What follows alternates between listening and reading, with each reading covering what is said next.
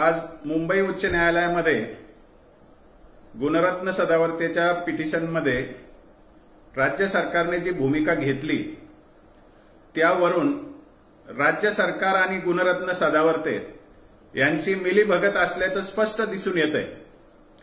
काल आमच्या 2 याचिका जेव्हा न्यायालयासमोर आल्या त्यावेळेला राज्य सरकारने 4 आठवड्याचा वेळ पाहिजे म्हणून 24 एप्रिलपर्यंत तारीख पुढे ढकलली आणि आज जेव्हा गुणरत्न सदावर्तेचं पिटिशन समोर आलं त्यावेळेला राज्य सरकारला जी खरी माहिती ती सुद्धा कोर्टाला सांगायची इच्छा झाली नाही। राज्य सरकारचे महाधिवक्ता त्या ठिकाणी साक्षात उपस्थित असताना त्यांना हे एसीबीसी आरक्षणाचे साधे नियम माहीत नसावे हे एक खेदाची बाब आहे। मुळात सदावर्तेंनी जो दाखला दिला महाराष्ट्र इंजिनिअरिंग सीईटी आणि मेडिकलची नीट या दोन्ही गोष्टींना एसीबीसी आरक्षण लागूच नाही तर न्यायालय त्याच्यावर भूमिका घेतच कसं? ऍडव्होकेट जनरलला एवढी साधी गोष्ट कशी माहिती नसेल? यावरूनच लक्षात येतं की सरकार आणि सदावर्ते हे एकत्र येऊन मराठा आरक्षणाला या ठिकाणी खीळ घालतायत।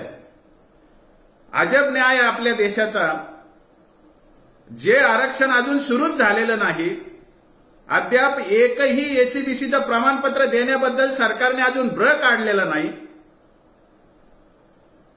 अद्याप कुठेही एसीबीसीचा फायदा मिळण्याचा कुठे अजून धुसर असं किरण सुद्धा दिसत नाही आणि तरी सुद्धा न्यायालय भूमिका घेतं की हा सगळा जो विषय आहे आरक्षणाचा आमच्या निर्णयाच्या अधीन राहील आणि हे सगळं समोर असलेले महाधिवक्ता वीरेंद्र सराफ साहेब नुसते मूकपणे बघत राहतात।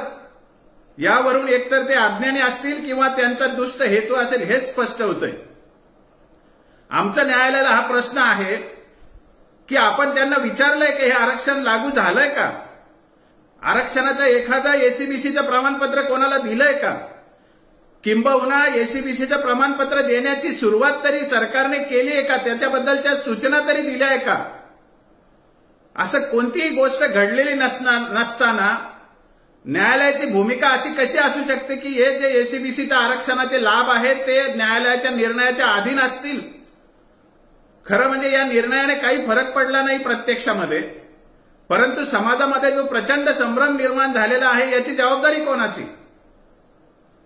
हे सरकार एवढं निगरगठ्ठ आणि मराठा विरोधी भूमिका घेतंय की 26 तारखेला तो कायदा पारित केला, 27 तारखेला त्याचे बिंदू नामावली घोषित केली, परंतु हे आरक्षण एसीबीसीचं आरक्षण लागू करण्यासाठी मराठा समाजाला जे कास्ट सर्टिफिकेट द्यायचे आहेत एसीबीसी मधून ते सर्टिफिकेट देण्याचं साधं ब्रही त्यांनी अजून उच्चारलेलं नाही।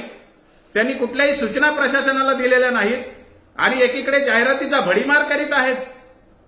मुळामध्ये या सगळ्या जाहिराती ज्या आता निघालेल्या आहेत पोलीस भरतीच्या या ओबीसी आरक्षणापुरत्या, व्हीजेएनटी आरक्षणापुरत्या आणि एसबीसी आरक्षणापुरत्या पूर्णपणे घटनाबाह्य आहेत। सोमवारी आम्ही त्या ठिकाणी न्यायालयासमोर हजर होणार आहोत आणि हे जे घटनाबाह्य प्रकरण सरकार करतंय त्याचा पर्दाफाश आम्ही पण करणार आहोत। सदावर्तेंना खुल्या गटाचा फार पुळका आहे, त्याला एवढं समजायला पाहिजे की खुल्या गटासाठीच आम्ही म्हणतो की आम्ही एसीबीसी मध्ये आहोत, 50%च्या आत 32% कोट्यात आहोत।